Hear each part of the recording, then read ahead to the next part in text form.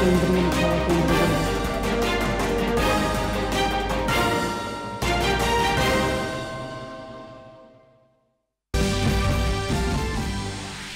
मुख्यमंत्री मनोहर लाल ने दिल्ली में केंद्रीय गृह मंत्री अमित शाह से की मुलाकात। भाजपा के वरिष्ठ नेता लालकृष्ण आडवाणी से भी भेंट कर भारत रत्न के लिए नामित होने पर दी शुभकामनाएं।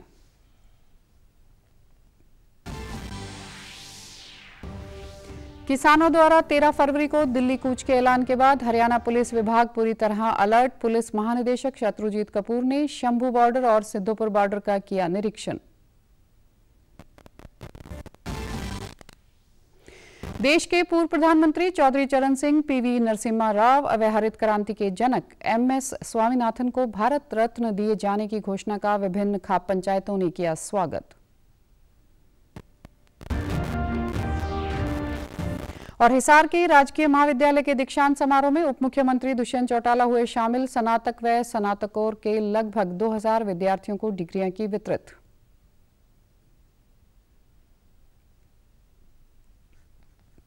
नमस्कार, मैं हूं आरजू। अब समाचार विस्तार से। मुख्यमंत्री मनोहर लाल ने कल नई दिल्ली में केंद्रीय गृह व सहकारिता मंत्री अमित शाह से शिष्टाचार भेंट की। इस अवसर पर सीएम ने गृह मंत्री के साथ लोकसभा चुनाव को लेकर बीजेपी हरियाणा की तैयारियों, संगठनात्मक विषयों व प्रदेश के विकास से संबंधित अनेक विषयों पर चर्चा की। मुख्यमंत्री ने कल शाम दिल्ली में एक प्रेस वार्ता के दौरान कहा कि प्रधानमंत्री नरेंद्र मोदी 16 फरवरी को रेवाड़ी में बन रहे देश के 22वें भारतीय आयुर्विज्ञान संस्थान का शिलान्यास करेंगे। एम्स के टेंडर का कार्य पूरा हो चुका है। प्रधानमंत्री विकसित भारत विकसित हरियाणा कार्यक्रम को संबोधित करेंगे। जिले में एम्स की जो योजना बहुत वर्षों से अधर में लटकी थी, कहें जमीन के कारण से, कुछ फॉरेस्ट के कारण से, लेकिन सब चीज़ों का रास्ता अब वो साफ हो गया है।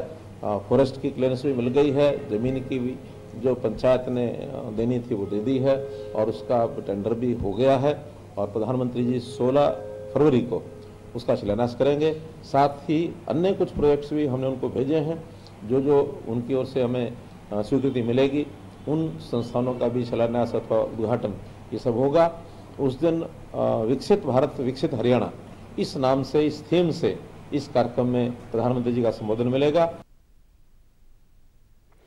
मुख्यमंत्री ने आगामी लोकसभा के सवाल के जवाब में कहा कि हमारी पार्टी ने चुनाव के लिए सारी तैयारियां पूर्ण कर ली हैं। वहीं कांग्रेस पार्टी द्वारा आगामी विधानसभा सत्र के दौरान लाए जाने वाले अविश्वास प्रस्ताव को लेकर कहा कि इस प्रस्ताव के माध्यम से हम आसानी से भाजपा सरकार द्वारा करवाए गए विकास कार्यों के सत्र के दौरान रख सकेंगे।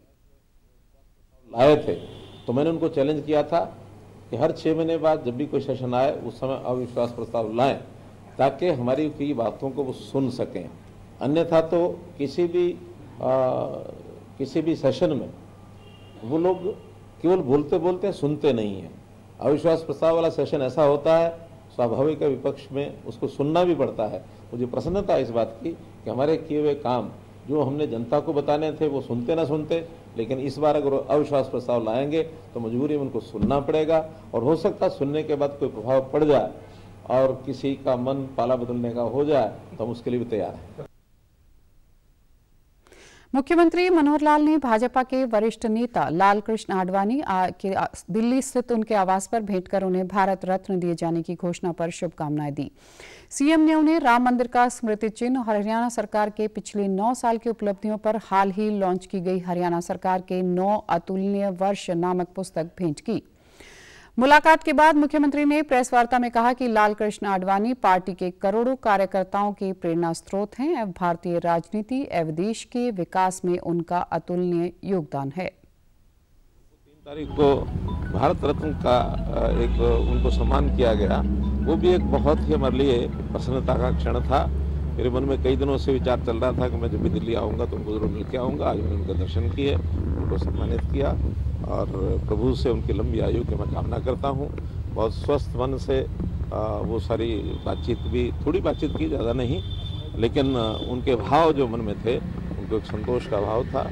और जब हरियाणा के बारे में मैंने अपनी सारी बातें बताई, अभी हमने जो पुस्तक लॉन्च की, वो पुस्तक की प्रति मैंने भेंट की, तो कुल मिलाकर के उन्होंने संतोष जाहिर किया है। मुख्यमंत्री मनोहर लाल ने कहा कि पूर्व प्रधानमंत्री चौधरी चरण सिंह, पीवी नरसिम्हा राव व हरित क्रांति के जनक डॉक्टर MS स्वामीनाथन का देश के प्रति जो योगदान रहा है, उसको देखते हुए केंद्र सरकार द्वारा उन्हें भारत रत्न देने की घोषणा करना सराहनीय कदम है। स्वामीनाथन जी हो, हर एक विभूति की अपनी विशेषताएं, उनको ध्यान में रखते हुए देश के प्रति उनका जो योगदान रहा है ठीक पहचान की गई, और पहचान करने के बाद और उनको एक सम्मानित जो किया गया है, इसमें से एक बात तो स्पष्ट ध्यान में आती है कि ये सब चीज़ें किसी भी व्यक्ति के देश के प्रति जो योगदान होता है उसको एक प्रकार से पहचान करके और उसको सम्मानित करने का विषय है। इसमें राजनीति से ऊपर उठ करके और ये निर्णय किए गए हैं। मैं इससे बहुत प्रसन्न हूँ। मैं प्रधानमंत्री जी का भी, राष्ट्रपति जी का भी धन्यवाद करता हूँ ऐसी अच्छी हस्तियों को, ताकि नई आने वाली पीढ़ी को भी इससे प्रेरणा मिलती रहे कि देश में अच्छा काम करने से सम्मान जो है जरूर मिलता है। किसानों ने 13 फरवरी को पंजाब से दिल्ली कूच का ऐलान किया है। इसको लेकर हरियाणा पुलिस विभाग पूरी तरह अलर्ट है। इसी कड़ी में आज प्रदेश के पुलिस महानिदेशक शत्रुजीत कपूर ने अंबाला के शंभू बॉर्डर व सिंधुपुर बॉर्डर का निरीक्षण करते हुए पुलिस प्रशासन द्वारा किए गए इंतजामों का जायजा लिया।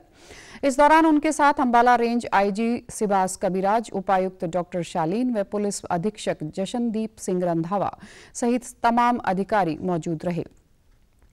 किसानों के दिल्ली कूच को लेकर पुलिस प्रशासन द्वारा शुरू से ही कड़े प्रबंध किए गए हैं। जिला प्रशासन व पुलिस प्रशासन हर गतिविधि पर नजर रखने के लिए रूपरेखा तैयार करते हुए उस पर कार्य भी कर रही है। जहां से किसानों के आने की आशंका है, उन स्थानों को चिन्हित करते हुए कई जगहों पर नाके लगाने के निर्देश दिए गए हैं। शंभू बॉर्डर के साथ साथ अन्य सभी नाकों पर पुलिस की व्यापक व्यवस्था की गई है। उधर जींद पुलिस प्रशासन भी किसानों के दिल्ली कूच के ऐलान के बाद पूरी तरह मुस्तैद है। पंजाब के साथ लगते क्षेत्र व अन्य महत्वपूर्ण स्थानों पर बैरिकेडिंग की व्यवस्था की गई है। किसान संगठनों द्वारा 13 फरवरी को दिल्ली मार्च के मद्देनजर हरियाणा पुलिस ने जनता की सुविधा और सुरक्षा के लिए यातायात सलाह जारी की है। एडवाइजरी में हरियाणा से पंजाब तक प्रमुख मार्गों पर संभावित यातायात व्यवधान की आशंका को देखते हुए लोगों से 13 फरवरी को राज्य की मुख्य सड़कों पर यात्रा को अत्यावश्यक स्थितियों तक सीमित करने का आग्रह किया गया है। आम जनता से अपील की गई है कि वे जरूरी होने पर पंजाब की यात्रा करें। कानून व व्यवस्था की अतिरिक्त पुलिस महानिदेशक ममता सिंह ने हरियाणा पुलिस के सोशल मीडिया प्लेटफॉर्म के जरिए हरियाणा पुलिस की सलाह का अनुसरण करके ही यात्रा करें। NH 44 दिल्ली चंडीगढ़ राजमार्ग पर यातायात बाधित होने की स्थिति में चंडीगढ़ से दिल्ली जाने वाले यात्रियों को डेराबस्सी, बरवाला, रामगढ़, साहा, शाहबाद, कुरुक्षेत्र या पंचकुला, जबकि NN 344 यमुनानगर इंद्री से वैकल्पिक मार्ग लेने की सलाह दी है। इसी प्रकार दिल्ली से चंडीगढ़ जाने वाले यात्रियों को करनाल, इंद्री, पिपली, यमुनानगर, पंचकुला या कुरुक्षेत्र, शाहबाद, साहा, बरवाला, रामगढ़ के माध्यम से अपने गंतव्य तक पहुंचने के लिए प्रोत्साहित किया है। किसी भी असुविधा की स्थिति में लोगों से डायल 112 पर संपर्क करने का आग्रह किया गया है। पुलिस ने शांति बनाए रखने, हिंसा को रोकने और यातायात व सार्वजनिक परिवहन के सुचारू संचालन को सुविधाजनक बनाने के लिए विस्तृत व्यवस्था की है। आम जनता को असुविधा कम करने और कानून व्यवस्था का सुचारू संचालन सुनिश्चित करने के लिए सभी रेंज के ADGP, IGP, पुलिस आयुक्त और जिलों के SP को दिशा निर्देश जारी किए गए हैं। प्रभावित जिले खासकर अंबाला, कुरुक्षेत्र, कैथल, जींद, फतेहाबाद, सिरसा में यातायात मार्गों को अस्थायी तौर पर बदलने की तैयारी कर ली गई है। नागरिकों को पहले से सूचित किया गया है कि वे तदनुसार अपनी यात्रा की योजना बनाएं और असुविधा से बचें। संबंधित जिलों को स्थानीय सलाह जारी करने का भी निर्देश दिया गया है। हालांकि राज्य में अन्य मार्गों पर यातायात की आवाजाही नहीं रहेगी। देश के पूर्व प्रधानमंत्री चौधरी चरण सिंह, PV नरसिम्हा राव व हरित क्रांति के जनक MS स्वामीनाथन को भारत रत्न दिए जाने की घोषणा का विभिन्न खाप पंचायतों ने स्वागत किया है। खाप प्रधानों ने केंद्र सरकार के इस फैसले पर खुशी जताई है। कल विभिन्न खाप पंचायतों के प्रतिनिधि झज्जर के कैनाल विश्राम गृह में एकत्रित हुए और सरकार का आभार जताया। भारतीय जनता पार्टी के राष्ट्रीय सचिव ओम प्रकाश धनखड़ भी इस दौरान मौजूद रहे। ओम प्रकाश धनखड़ ने स्वर्गीय चरण सिंह को किसान मसीहा बताते हुए कहा कि चौधरी चरण सिंह व MS स्वामीनाथन के प्रयासों से किसान वर्ग काफी ऊपर उठा है। सरकार ने पूर्व प्रधानमंत्री चौधरी चरण सिंह को भारत रत्न देना घोषित किया है। वो बहुत बड़े नेता थे, किसानों के मसीहा थे और किसान राजनीति का प्रादुर्भाव उनके उत्तर प्रदेश के मुख्यमंत्री बनने से शुरू हुआ। जो किसानों को जगह राजनीति में मिली, किसानों के मुद्दों को जगह मिली, किसानों की अर्थव्यवस्था को जगह मिली, इसके लिए चौधरी चरण सिंह का बहुत बड़ा कंट्रीब्यूशन है। उनको जो आज भारत रत्न दिया गया है उसके कारण से संपूर्ण देश में बड़ी भारी खुशी की लहर है। MS स्वामीनाथन साहब को भी भारत रत्न दिया है, थोड़े दिन पहले ही वो हमारे बीच से गए हैं। उनका भी भारत में हरित क्रांति आने में बहुत बड़ा योगदान है। भारत के किसानों को अच्छे पैसे मिलने में भी उनका बहुत बड़ा योगदान है। भारत के किसानों की फसलें जोखिम फ्री होने में भी उनका बहुत बड़ा योगदान है। मैंने तो उनकी रिपोर्ट के साथ भी, खुद उनके साथ भी काम करने का मौका मिला है, स्वामीनाथन साहब के साथ। तो उस नाते से ये भी पूरे किसान परिवारों में, सब किसान संगठनों में बड़ी भारी खुशी है। अलावत खाप के प्रधान जय सिंह व गुलिया खाप के प्रधान सुनील गुलिया ने कहा कि इन तीनों महान हस्तियों को भारत रत्न दिया जाना सरकार का सराहनीय कदम है। यह फैसला सभी को गौरवान्वित करने वाला पल है। हमारे लिए बहुत ही बड़ी खुशी का दिन है जो चौधरी चरण सिंह जी को भारत रत्न मिला है। मिल जाना तो बहुत पहले चाहिए था, लेकिन अब मिल गया, वो भी बहुत अच्छा है। वो तो किसानों के एक किस्म के देवता थे चौधरी चरण सिंह जी, और 36 कौम को साथ लेकर चलने वाले थे। एक विशेष जाति किसी के नहीं थे, और न इतने उच्च पद पर पहुंचने के बाद कोई विशेष जाति का रहता है। और हमें बहुत ही बढ़िया घमंड के साथ ये कहना पड़ता है कि चौधरी साहब को इस समय और बढ़िया पद से नवाजे गए हैं। हर भारत के नागरिक को खुशी है और इससे खुशी का कोई भी पल नहीं है, क्योंकि चौधरी चरण सिंह जो है बहुत ही विद्वान आदमी थे और वो बहुत ही पढ़े लिखे, उस टाइम के सबसे टॉपर अर्थशास्त्री थे। 2 बार उत्तर प्रदेश के मुख्यमंत्री रहे, 1 बार प्राइम मिनिस्टर रहे। उनका लंबा राजनीतिक कैरियर था, किसानों के मसीहा थे। उन्होंने हरित क्रांति लाने का जो योगदान है, उनका सबसे बड़ा योगदान था उसके अंदर। हिसार के राजकीय महाविद्यालय में कल आयोजित दीक्षांत समारोह में उप मुख्यमंत्री दुष्यंत चौटाला ने बतौर मुख्य अतिथि शिरकत की। इस दौरान उन्होंने स्नातक व स्नातकोत्तर के लगभग 2000 विद्यार्थियों को डिग्रियां प्रदान की।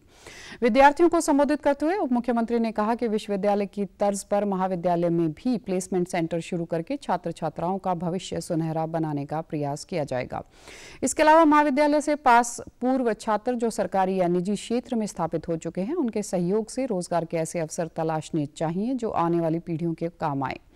उन्होंने कहा कि हरियाणा में आज लगभग 1500 डिजिटल लाइब्रेरी बनाई जा रही हैं, जिनमें से कई लाइब्रेरी तैयार हो चुकी हैं। केंद्र सरकार भी इस पर विशेष ध्यान दे रही है।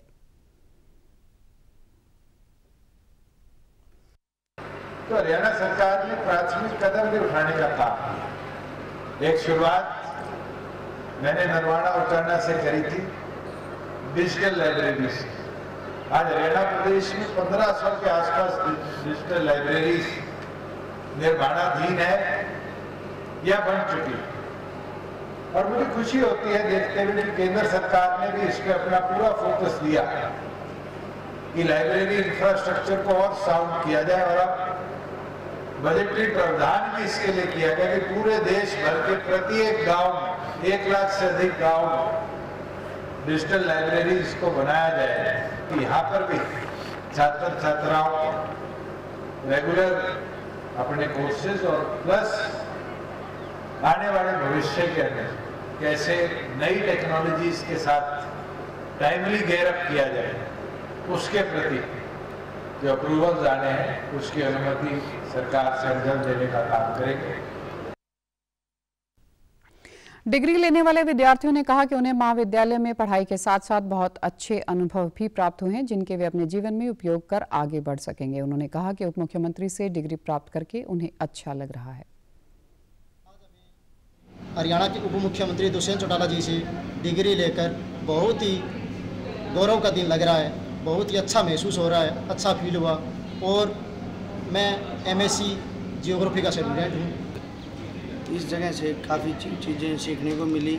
17 बैच से लेके अभी 21 तक बहुत सी ऐसी चीज़ें थी जो कॉलेज में रहकर भी हमें अपने भविष्य में आगे बढ़ने के लिए बहुत मेहनत और परिश्रम के लिए स्टाफ ने बहुत प्रोत्साहन किया। भविष्य में उम्मीद और भरोसा है कि अच्छे अधिवक्ता के रूप में समाज की सेवा करूँगा मैं।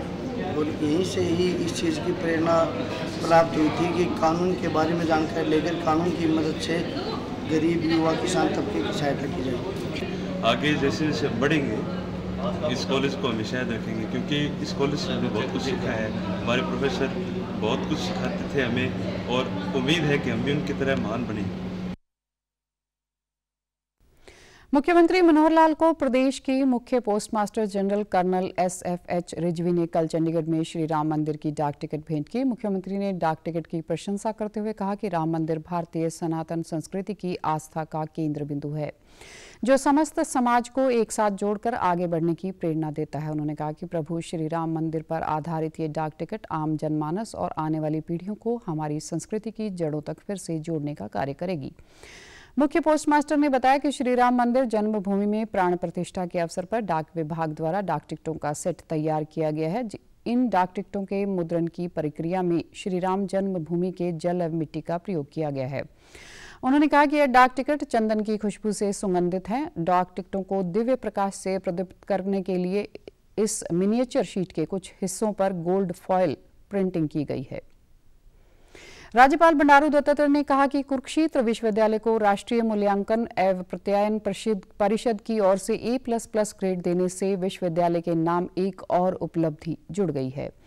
प्रदेश में यह ग्रेड हासिल करने वाला वह पहला विश्वविद्यालय बन गया है। राज्यपाल ने आज चंडीगढ़ स्थित हरियाणा राजभवन में कुरुक्षेत्र विश्वविद्यालय के कुलपति प्रोफेसर सोमनाथ सचदेवा व कुल सचिव प्रोफेसर संजीव शर्मा से शिष्टाचार मुलाकात की। राज्यपाल ने विश्वविद्यालय से जुड़े सभी लोगों को बधाई देते हुए कहा कि कुरुक्षेत्र विश्वविद्यालय ने अकादमिक शोध, अनुसंधान, सांस्कृतिक क्षेत्र, खेल व विभिन्न उपलब्धियों के आधार पर हुए मूल्यांकन में बेहतर प्रदर्शन किया। KUK के कुलपति प्रोफेसर सोमनाथ सचदेवा ने नेक का उच्चतम ग्रेड प्राप्त होने का श्रेय विश्वविद्यालय के कुलाधिपति बंडारू दत्तात्रेय व मुख्यमंत्री मनोहर लाल के कुशल नेतृत्व को दिया। कुरुक्षेत्र विश्वविद्यालय को यह ग्रेड मिलने से शिक्षकों और विश्वविद्यालय प्रशासन में खुशी का माहौल है। कैथल जिले में एक बार फिर विकसित भारत संकल्प यात्रा का आगाज हो गया है। मोदी की गारंटी वाली गाड़ी कल वार्ड नंबर 11, 12 व 13 में पहुंची। भाजपा नेता सुरेश गर्ग ने इस अवसर पर लोगों को सुविधाएं प्रदान करने वाले स्टॉलों का निरीक्षण किया। मीडिया से बातचीत में सुरेश गर्ग ने कहा कि प्रधानमंत्री द्वारा शुरू की गई इस विकसित भारत संकल्प यात्रा के माध्यम से पात्र लोगों को सरकार की जनहितैषी योजनाओं का पूरा लाभ मिल रहा है, जिससे लोग काफी खुश हैं। के वार्ड वासियों के लिए प्रधानमंत्री मोदी की गारंटी के नाम से प्रधानमंत्री मोदी की गारंटी की गाड़ी के रूप में ये गाड़ी यहाँ पर पहुँची है। साथ में सारे अधिकारी, हर विभाग के अधिकारी, ताकि कोई भी पात्र व्यक्ति योजनाओं के लाभ से वंचित न रह जाए। अनेकों ऐसी योजनाएं हैं केंद्र सरकार की, हरियाणा सरकार की, जो आम आदमी के जीवन स्तर को ऊपर उठाने के काम कर रही हैं। उनसे फिर भी कोई वंचित रह गया है तो उसके लिए एक अभियान चलाया गया है कि कोई वंचित न रहे। हर डिपार्टमेंट के अपना काउंटर यहाँ पर लगाया हुआ है, चाहे वो बिजली विभाग है, आयुष विभाग है, समाज कल्याण विभाग है, नगर परिषद है, सभी के कर्मचारी यहाँ पर बैठे हैं और मौके पर ही किसी का पेंशन बढ़ाने का काम है, किसी को उज्ज्वला योजना का लाभ लेने से वंचित रह गया है, किसी ने विश्वकर्मा, प्रधानमंत्री विश्वकर्मा योजना में दर्ज करवाना है अपना नाम, तो सभी का काम यहाँ पर हो रहा है। लाभार्थियों ने कहा कि मोदी सरकार के आने के बाद उनके सारे सपने पूरे हो रहे हैं। पहले वे कच्चे मकानों में दिक्कत से जीवन निर्वाह कर रहे थे, लेकिन अब प्रधानमंत्री आवास योजना का लाभ उठाकर पक्के मकान में आराम से रह रहे हैं। उन्होंने प्रधानमंत्री का धन्यवाद करते हुए कहा कि केंद्र सरकार द्वारा शुरू की गई योजनाओं का लाभ उठाकर गरीब लोग खुश हैं।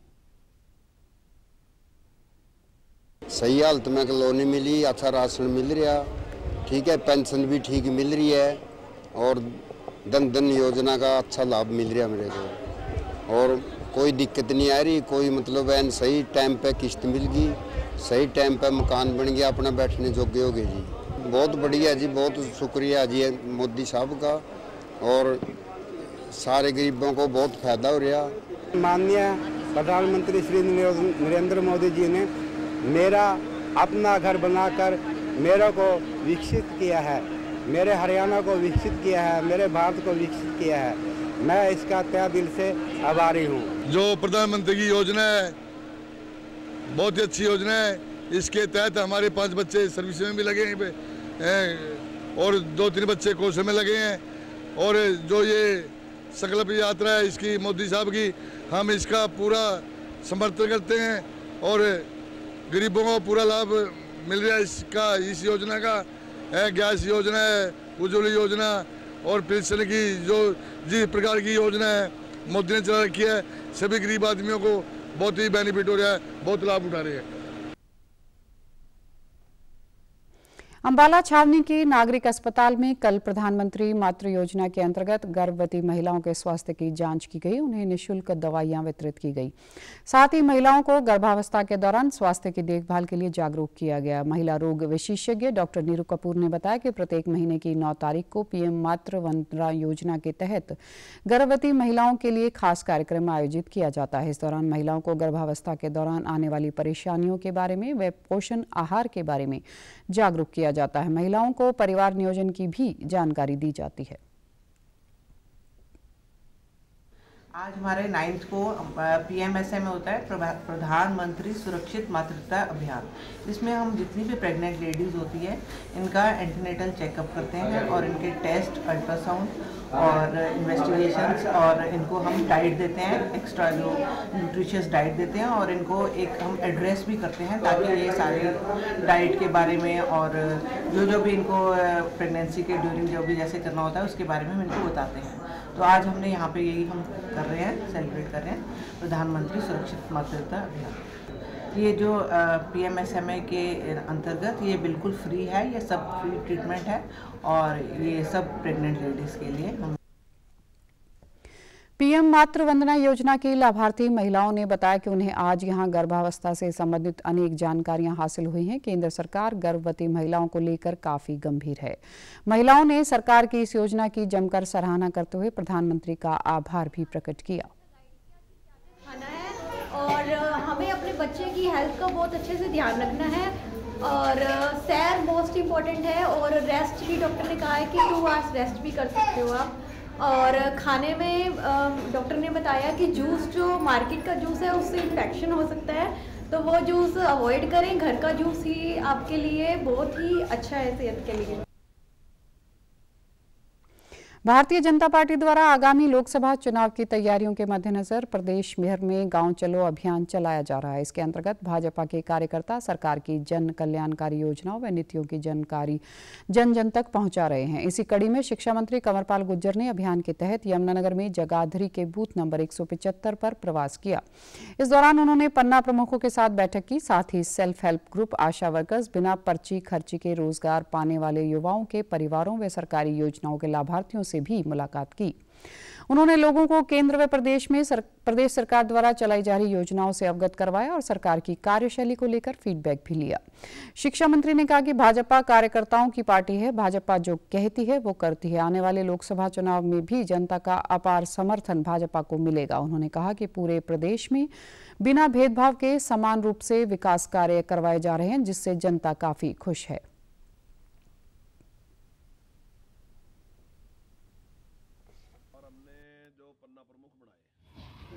तो उन सभी पन्ना प्रमुखों से संपर्क करना, जो बूथ की हमारी समिति है उसके सारे सदस्यों से संपर्क करना, उनके साथ बातचीत करना और अन्य और बहुत से काम ऐसे हैं जिनके साथ बातचीत करना और उनसे पूछना।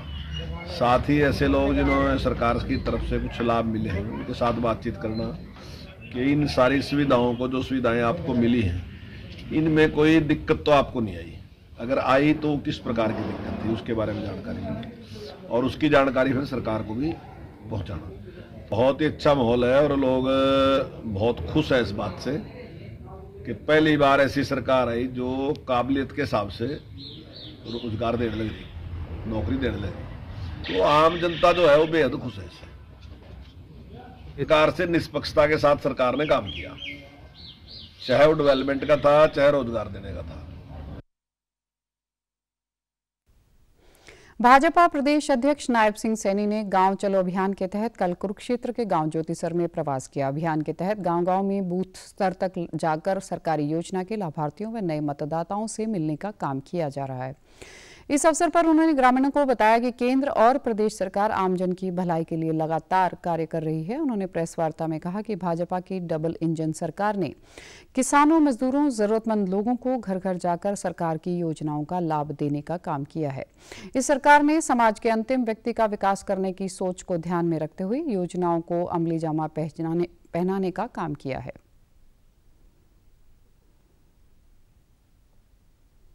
डबल इंजन की सरकार ने जो काम किए हैं उन कामों की गांव के अंदर चर्चा लोगों के साथ करना और वहां पर लोगों का फीडबैक लेना कि उस गांव के अंदर उस बूथ के ऊपर और क्या समस्याएं हैं। एक फीडबैक फार्म भी है, उस फीडबैक फार्म के अंदर भर करके वो सरकार के पास वो जाए, ध्यान में आए, आदरणीय प्रधानमंत्री जी, आदरणीय मुख्यमंत्री जी के ध्यान में आए, ताकि उन बातों को भी सरकार प्राथमिकता के आधार के ऊपर पूरा कर सके। आज इस अभियान की ये शुरुआत पूरे प्रदेश के अंदर हुई है। आज लगभग गांव चलो अभियान के तहत 19,813 बूथों के अंदर आज हमारे कार्यकर्ता गांव-गांव के अंदर हैं। उन्होंने कहा कि प्रधानमंत्री नरेंद्र मोदी ने देश के हित में काम करने वाले लाल कृष्ण आडवाणी व चौधरी चरण सिंह जैसे महान हस्तियों रत्नों को भारत रत्न देने का काम किया है। इसके लिए प्रधानमंत्री नरेंद्र मोदी बधाई के पात्र हैं। प्रधानमंत्री नरेंद्र मोदी ने विकसित भारत विकसित गुजरात कार्यक्रम को वर्चुअल माध्यम से संबोधित किया। इस कार्यक्रम में गुजरात के 182 विधानसभा क्षेत्रों से लाखों लोग वीडियो कॉन्फ्रेंसिंग द्वारा जुड़े। इनमें आवास योजना सहित विभिन्न सरकारी योजनाओं के हजारों लाभार्थी शामिल थे। प्रधानमंत्री ने गुजरात में प्रधानमंत्री आवास योजना और अन्य आवास योजनाओं के तहत निर्मित 1,30,000 से अधिक घरों का शुभारंभ और शिलान्यास भी किया। संवाद के दौरान प्रधानमंत्री ने आम नागरिकों का जीवन बेहतर बनाने के लिए लगातार प्रयास करते रहने की प्रतिबद्धता दोहराई। प्रधानमंत्री ने कहा कि सरकार सभी को पक्की छत उपलब्ध करवाने की दिशा में तेजी से काम कर रही है। उन्होंने कहा कि नई तकनीक और तेज गति से घर बनाने के लिए हम अपनी आवास योजनाओं में आधुनिक टेक्नोलॉजी का इस्तेमाल कर रहे हैं।